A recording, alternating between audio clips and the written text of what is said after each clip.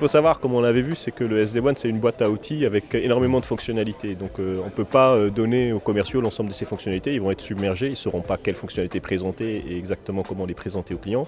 Donc l'idéal, c'est déjà d'identifier quelques cas d'usage qu'on rencontre fréquemment chez les clients, les découper et les scénariser, les présenter aux commerciaux pour leur dire vous pouvez rentrer sur le sujet SD-WAN par cet axe-là vis-à-vis de vos clients parce que c'est le besoin qui vous a exprimé. Les 4 besoins sont assez que nous on a identifiés.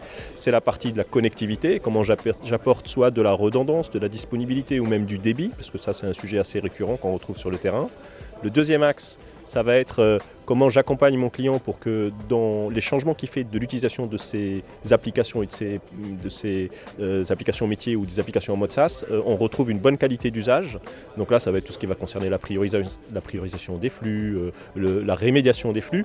Mais là, vraiment, il faut vraiment orienter le discours sur la partie utilisation et cas d'usage. Le cas le plus simple, c'est le client avait son tableur Excel sur son PC. Maintenant, il utilise Tableau, qui est un tableur Excel qui se trouve sur le cloud.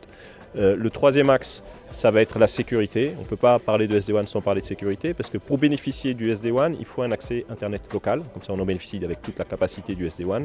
Et donc, il faut sécuriser. Et là, on rentre par l'aspect sécurité qui est un aspect qu'on retrouve déjà par ailleurs à plusieurs occasions. Et donc, normalement, les commerciaux sont déjà assez sensibilisés sur cet aspect sécurité, mais qui vient s'ajouter aux 2 premiers aspects.